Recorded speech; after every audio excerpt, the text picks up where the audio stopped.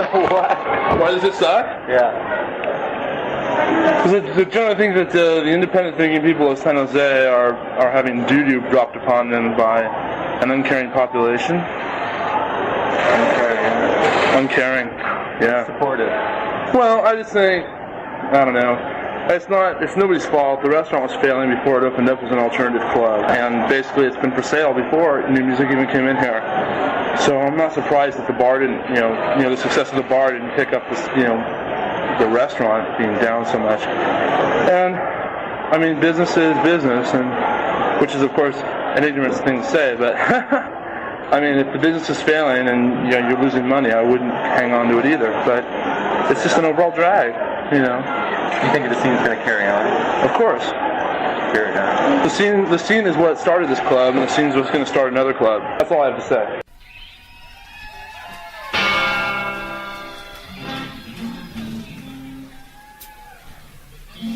All right. You're pretty sick. You're pretty cool. All right. You're all sick.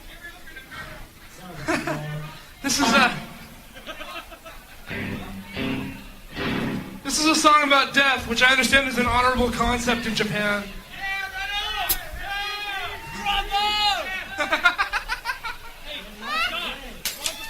Hey, all right. I can play that game Hey, too, Cal, don't break another bottle Hey, of you're Sol. gonna mess my hair! Come on now! Okay. Jesus! All right. We need audience participation on this song. I need another beer! Okay.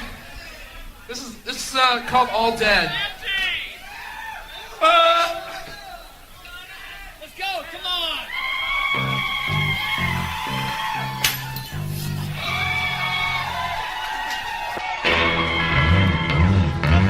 Where are the people in Birmingham? Where are the people in Birmingham? Where are the people in Birmingham? They're going to bury their dead. Where are the people in Georgia?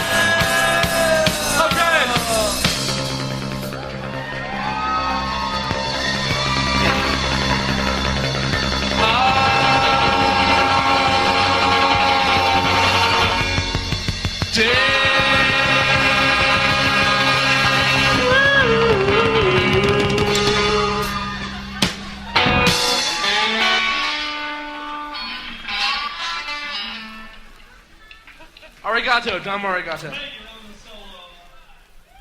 This is John from Social Club, and this is Dave from Social Club. Dave, what do you think about the Laundry Works closing? Not throwing in the towel.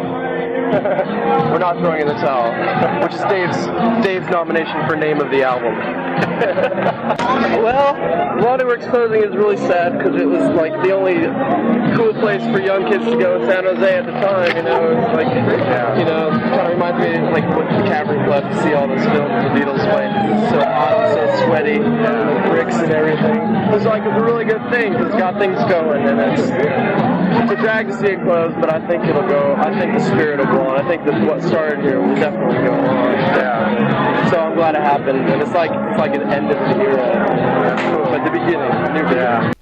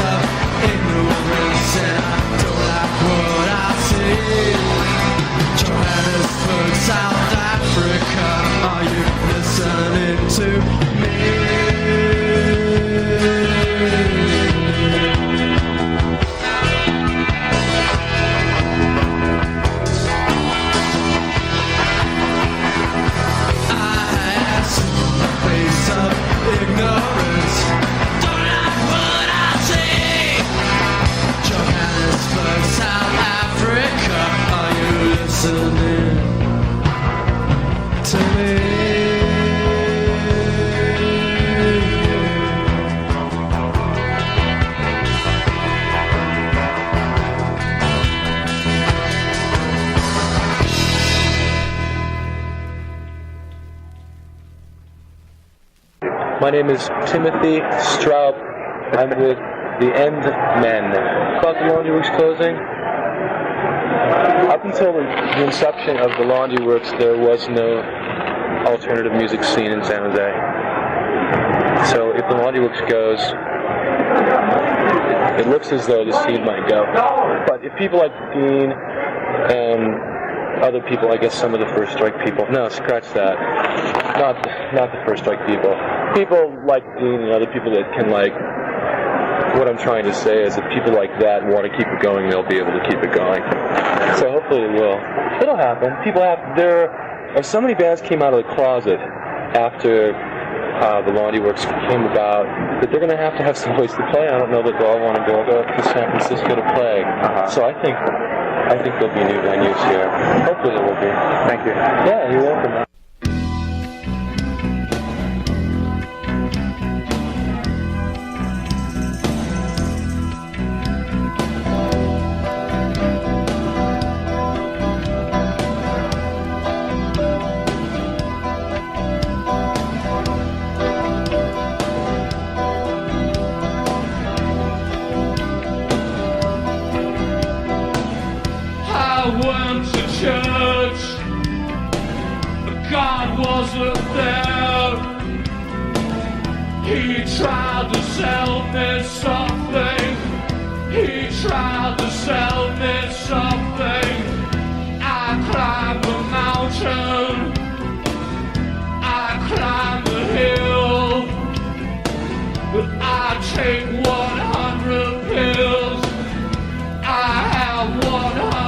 Thrills. I found a friend here in the rain.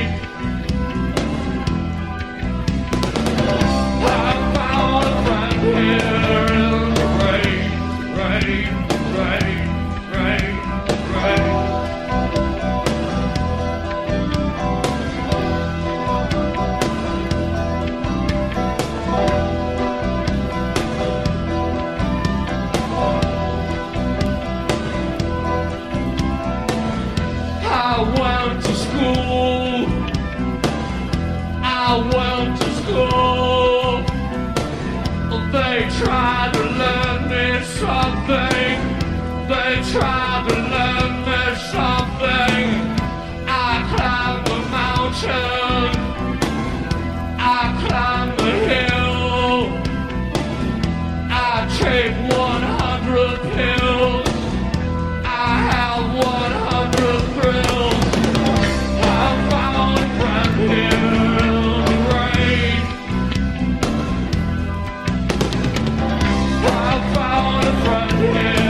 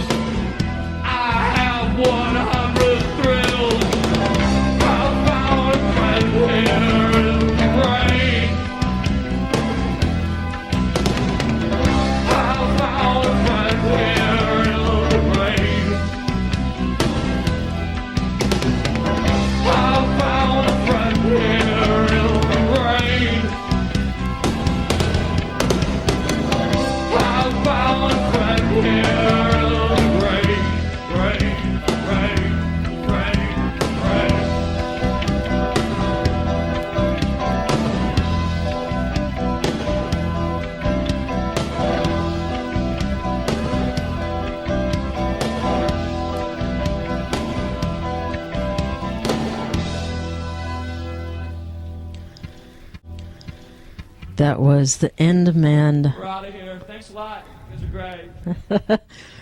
That was the End Men on KFJC and their track 100 Pills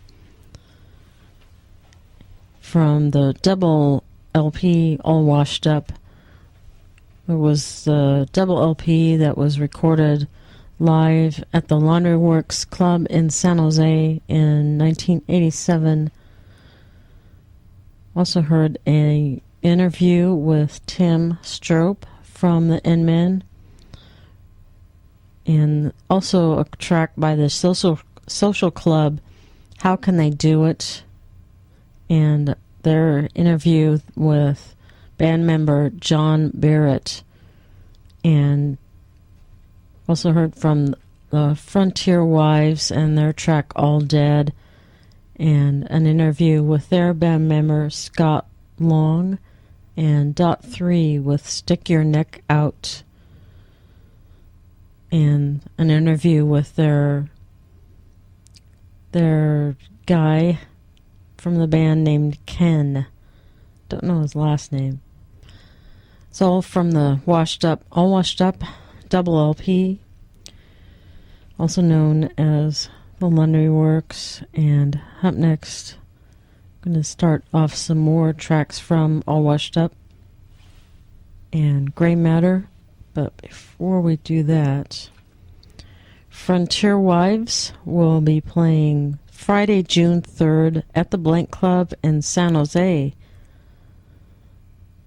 And along with the Frontier Wives will be Lawn Vultures and Bad Dog Sit.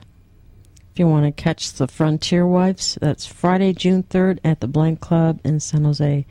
Now we're moving on to an interview with Jeb Evage from Gray Matter on KFJC. I feel pretty shitty about this place closing. we had a real nice scene for 8 months, and hopefully someone is going to pick up on it very soon, and we'll be able to continue having the good times that we had here someplace else. This place will never be replaced exactly, but hopefully we'll get a reasonable equivalent. I hope so. That's a pretty somber interview, but it's a pretty somber thing to happen. I mean, this is the second place that we've kind of gone down with. You know, there was the Keystone Palo Alto first. That was really sort of our hang. You know, and this was even more intimate than that. This was a great place. I mean, there's people fighting right now out there. You know, I mean, this is too bad it's over. But to everything, turn. You know. Friends, don't hurt each other. Take a piece of the wall or something. Yeah, we would like to definitely emphasize that it wouldn't be a bad idea to take a little piece of this club with you when you went out. You know. Oh, just take one of the barrels. They won't care. You missed the potato. I threw it out. It's salad by now. If anybody was listening to KSJS this afternoon, you may have heard our own beloved Dean Hessler as guest DJ. I think we ought to take this moment to give Dean a big round of applause. We like him a lot too. Hey, you want to knock that? Thank you. Anyhow, thank you. It was a lot of fun the last 8 months, and we're just gonna have to find some other place to hang out, I guess. Anyhow, I'm sorry I was so rude, Joe. Sorry I was so rude. Anyhow, this is our other new song. We've got some other ones, but we're only gonna play you 2 tonight, so this is the other one. You can't slam to it. Well, I guess you can if you want. It's another one of those story songs. It's a little ditty called Marbletown.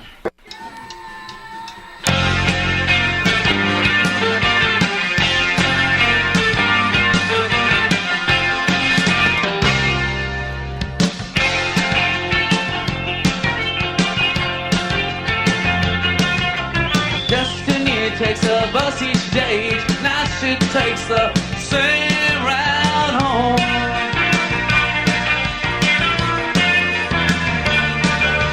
Boring job that doesn't pay, type of things tended to the phone.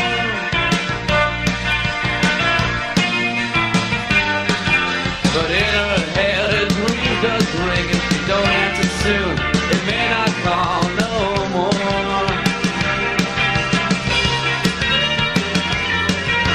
Destiny's friends got married quick with houses, husbands, kids in a line.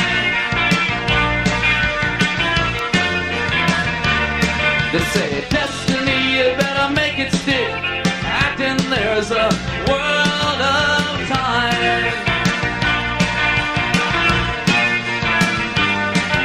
The only time that Destiny waits are all the days that she waits till she's gone.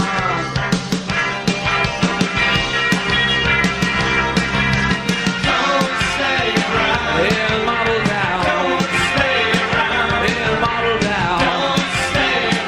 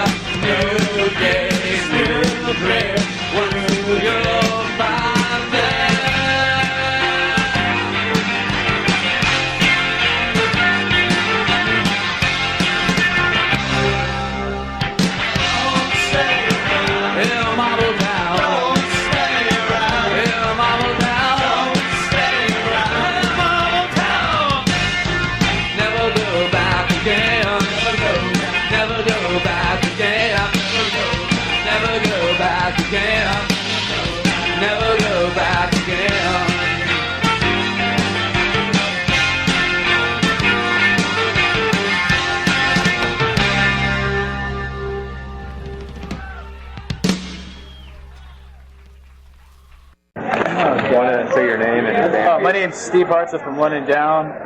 Chris Carboni from London Down. Closing, how do you feel about it? It's hard. First of all, it's hard to believe because it's like it's the only time San Jose's had that I can remember a cool scene happening. There's always been a Keystone, but it wasn't like this. This place was more like a hangout than just a place to play. Yeah. And that's like talking to musicians last night, and they're just like, yeah, where are we going to hang out now? That's the main thing. You know, this place to play not as easily, but just to show up and there's always going to be somebody here from a band you know. You know, just since like what May. You know, just that fast. Yeah, we knew it was for sale for a long time. We thought, it'd be a long time. They just repainted it. It's got to be a while. And like 3 weeks late, 3 weeks notice, it's like, it's going to be history. And hopefully the Oasis will pick up the slack. It's supposed to open up this spring. Where's Dina? The Keystone closed, and this is like the only other place, and this is closing. Cabaret's more like, Foghat and bands are just passing through, tour bands. One Step Beyond's now having a locals night on Tuesday or Wednesday.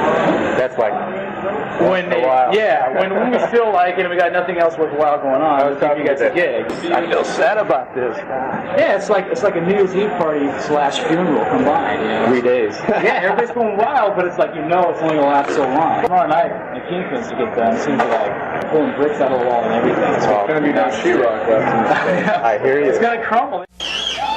Tell them, Chris. So, welcome to the coolest funeral in San Jose's history. Here's another one we're going to try to record here. This is one that might be on KSJS someday. This one's for anybody out there obsessed with materialistic bullshit. It's called Possession Obsession.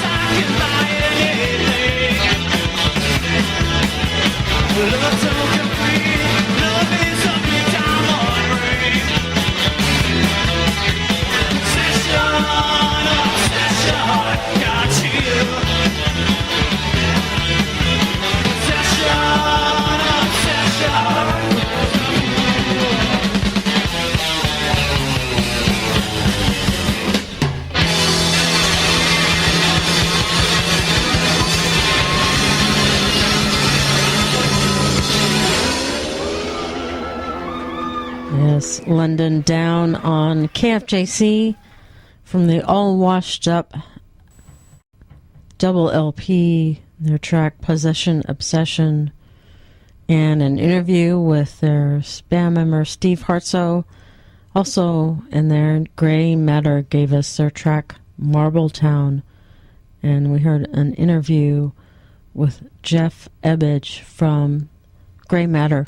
So right now we're doing a segment on Laundry Works, and you're tuned in to the Pow Magazine Anthology special on KFJC. I am Sal 9000, along here with Dennis Gonzalez, former publisher of Pow Magazine. So our last Laundry Works song is actually our first full band interview for the Mayhem show. So we're going to kind of go into a normal format from here on in. A few months later, after the work show, I caught up with San Jose's Daddy in his deep sleep on December 21st, 1987 for an interview for Issue 5. And in my opinion, I know I'm going to get a lot of flack for this, I would consider them the best San Jose rock and roll band for their time. They shortly moved on to LA to pursue their music career with the label and performed the song All She Wants in a creepy movie called Soulmates from 1992. And Daddy was a very controversial band and was always at odds with the local press, especially with KFJC and a certain female writer from the Metro who didn't really care too much for Daddy's rough version of David Bowie's song Hang On To Yourself from the Laundry Works 3-night show. The All Washed Up album had a different title, Get a Hold of Yourself, so maybe someone out there can explain that to us. Anyways, Daddy also talked about what they had done on stage at the Laundry Works record release show a few months later at One Step Beyond in Santa Clara in retaliation to the review in Metro. The band molested a love doll effigy on stage, which caused an uproar in San Jose press. But really, the entire record release show wasn't exactly perfect either and probably tainted the work's legendary success. It was pretty much a long-winded show, and there were other backstage chaos involving other San Jose bands that evening. But Daddy explains the incident in detail with the next following interview. So next, a interview with Dave Doyle from Daddy in His Deep Sleep on KFJC. How do you feel about that review she gave you on that live song, that Bowie cover? Hang on to yourself. Hang On To Yourself, the live album.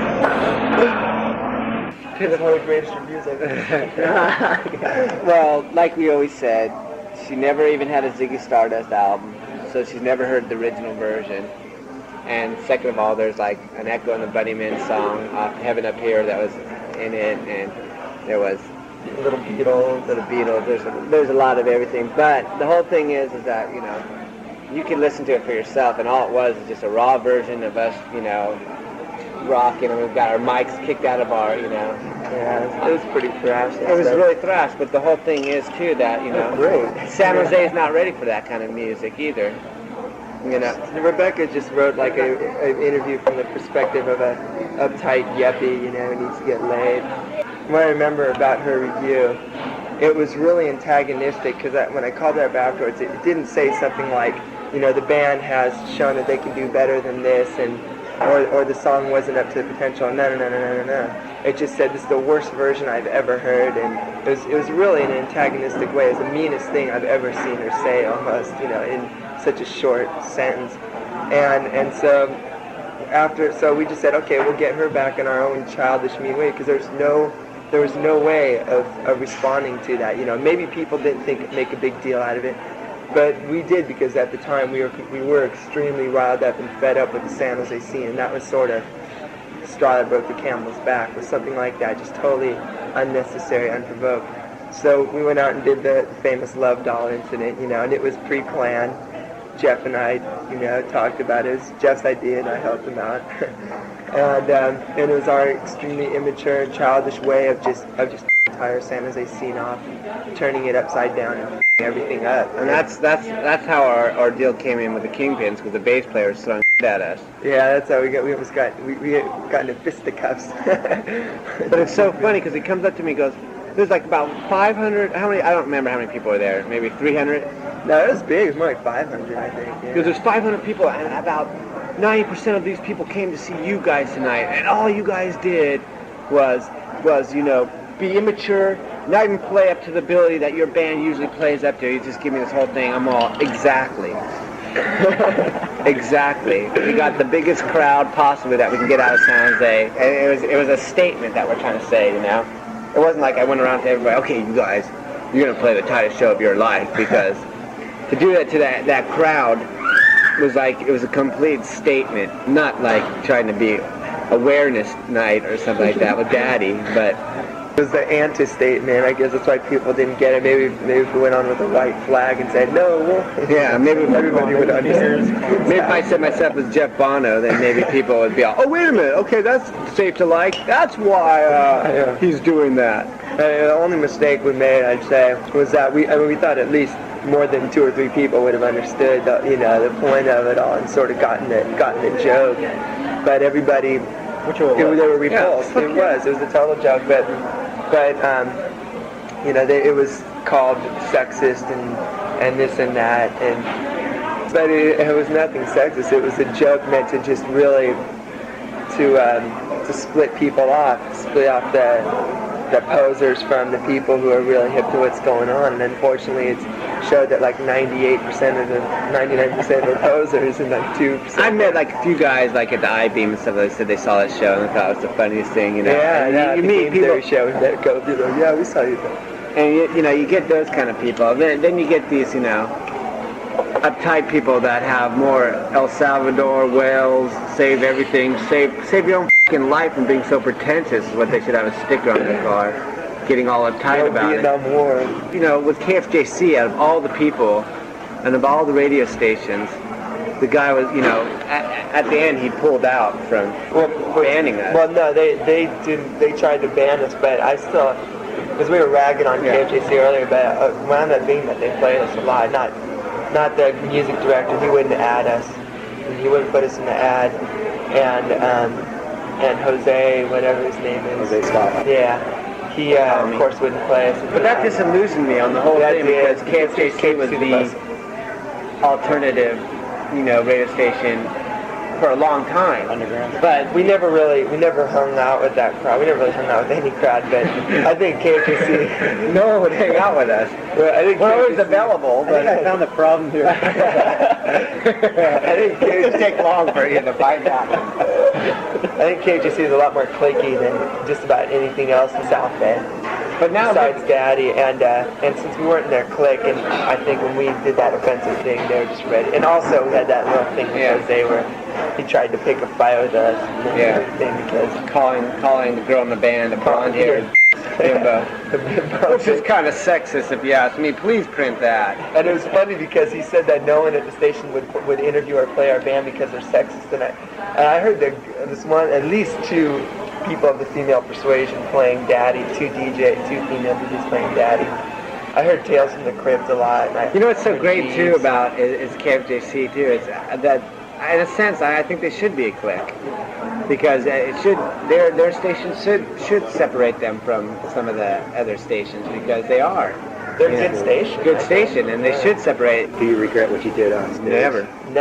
I never, There's nothing, ever. a single thing. I still feel like, okay, look it.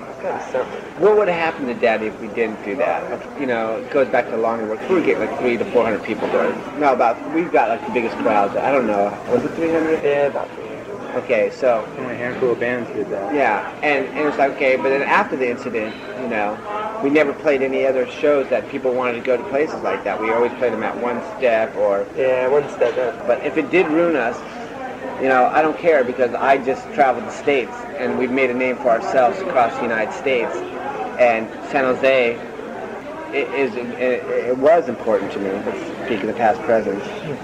I looked at it like our band would be the kind of band that would just like out of Athens bring out an REM, but out of San Jose bring out this kind of band, And if there was other bands to follow, then fine, that's fine, but it didn't work out that way.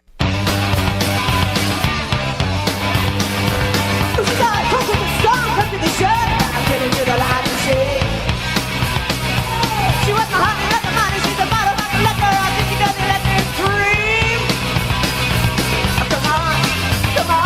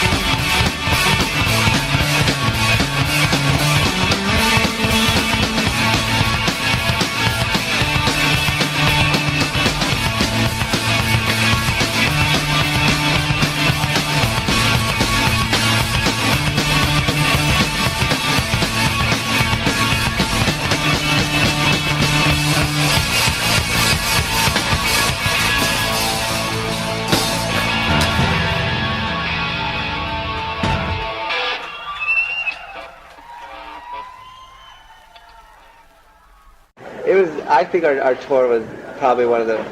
It was a really successful tour. The total Spinal Tap sounding that way. We met a lot of people. It was really successful. We grew as a person. We grew as people. But now we know that our second album is going to be our big turning point in our career, because right now I think what we're going to do is concentrate more on. We're pretty much going to work on our studio stuff. The first album came out really good too, but I think our second album, we've got a lot more pressure, I think, too. Yeah. So we just have to see what we're going to do. I think all the songs are better so far that have been written. Like, they're just a lot stronger, I think. The first album was great too, but I think the songs for the second album are just stronger. The melodies are stronger than the rockin' ones, and a little more dissonant stuff. It's pretty cool. So funny, actually, going back to our tour and stuff like that.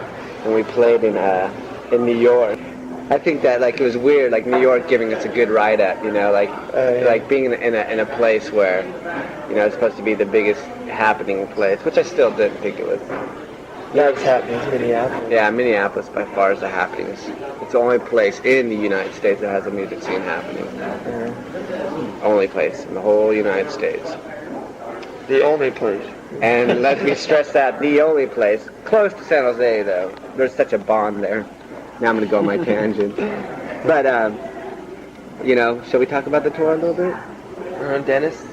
You want us to talk about the tour? Do you have any questions? No questions. Just talk about the tour. Oh, God. I'd say region by region or something. Canada is basically like an entire, at least from Winnipeg over, we didn't go to Montreal or anything, but Canada is like a San Jose, which is pretty self-explanatory, just real generally backwards and complacent and stuff, but having a small little packets of people everywhere that are pretty hip on stuff. And like in Calgary, we got really big in Calgary. We stayed there over a weekend and we played this illegal place. On the third day we were there, these underground people sort of made a deal with us when we played some illegal, I forget what they call them there. Bar house. Yeah, something like that, where they serve beer and you're not allowed to. Like, you can't even buy alcohol there on a Sunday. Yeah, after 10 p.m. or 8 p.m. or something. And so they had this thing, and it was really cool. And got 3 encores. Yeah. And it was the same illegal place that, like, Mojo and Los Chili Peppers. Red Hot Chili Peppers played. Stuff like that. They saw us at a few shows that we played at the Westford Inn. We played with this band called Sheep Look Up, which... I can't say it. This goes to Europe. Really nice band. But I stole the lead singer's black shirts. And shirt. It was nice of them to put us up and everything after we ripped them off the line. No, we didn't do that. But, no, actually Calgary, they had a really big radio station there. A really big college radio station. I thought it was a big college radio station. Yeah, it was. And they, they said that bands never got that many encores, and they've had big people play there before at this underground club. That was pretty boss. And then we played Minneapolis, and we played where Prince played there at First Avenue, and that was really cool. That was like one of my highlights. That was probably one of the 3 or 4 most memorable nights there. Yeah. Was that night. Yeah, because Mark lost his virginity. I did. And I like playing in Atlanta with guys. Oh yeah, we played in Atlanta with Brian Ritchie's band, Elephant Lip, and that was nice.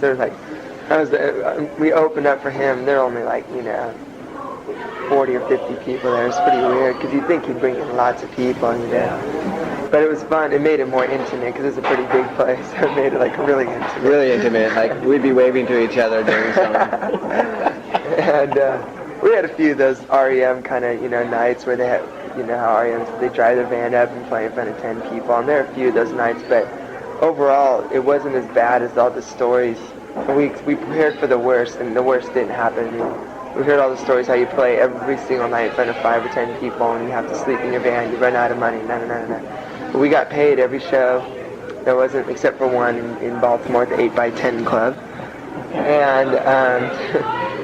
And everybody was really nice. People, especially in the South, which is so nice. The Southern hospitality. Yeah, the hospitality there, people is amazing. That they're so willing to put you up that, you know, you get, being from California, you get like pretty wary. You think that they're gonna rip you off or something. You know, why are they being so nice? Actually, if we even played for 15 people, you know, 15 was cool. Right. We usually still, you know, not to say, oh, well, you have to give them a show and stuff like that, but we probably sold more albums on our tour than we did, you know. I know, by the albums we brought our own, right? We brought our own albums and sold them. But another place I thought was really cool was Washington, D.C. We had a really... Oh, yeah, D.C. was great. We played at the Swimming Pool Keys there. You heard the Swimming Pool Keys? How do you spell it? What? Swimming Pool Keys. Oh, yeah.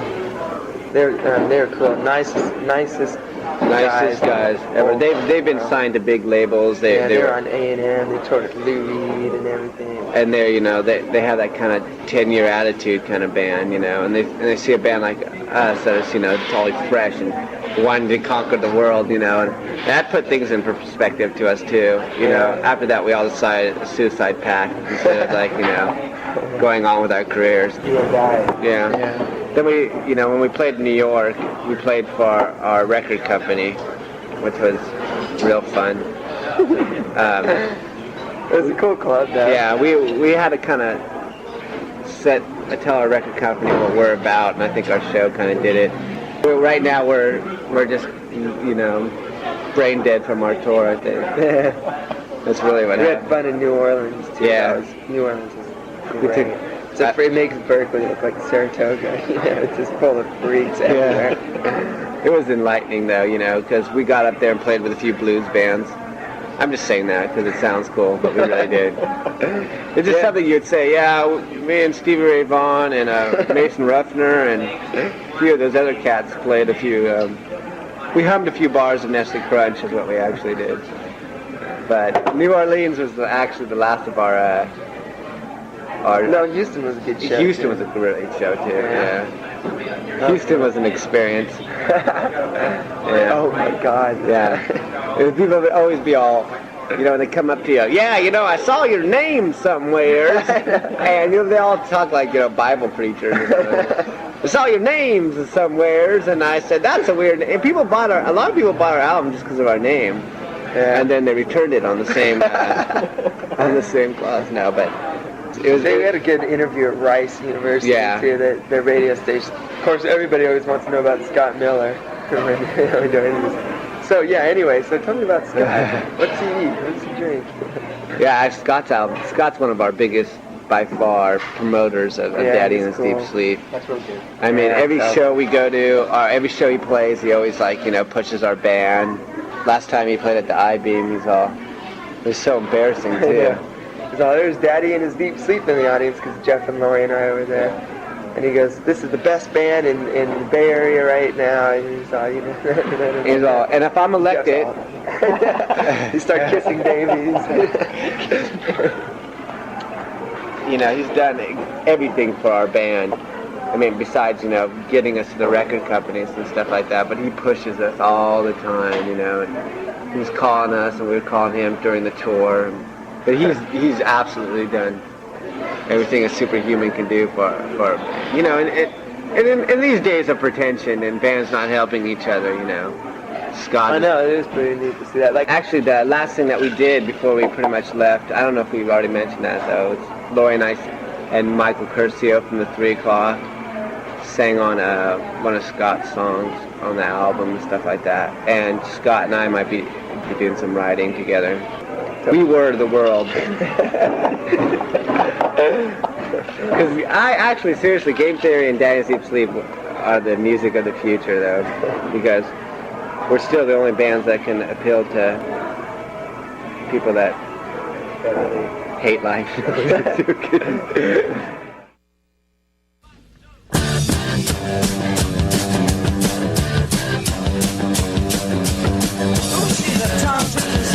Come to the show tonight, Queens of the Light Machine. She wants my money, not my money. She's a monkey bar collector, leaning on the necklace string. But come on, we really got a good thing going. But come on, if you think we're gonna make it, better hang on to your head.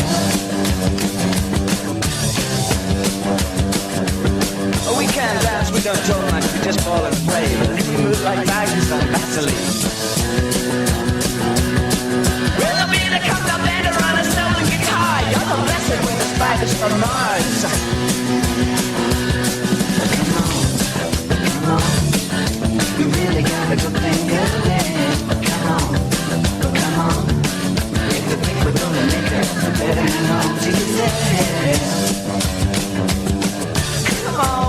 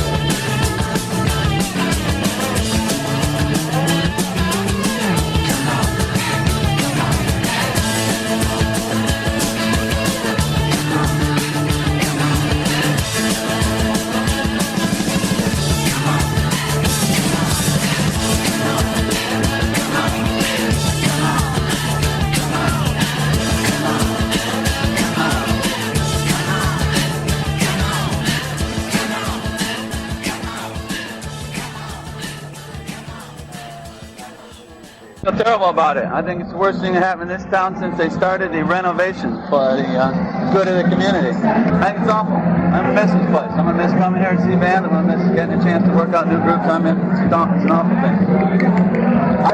That's Dave and Dada and This Be Sleep.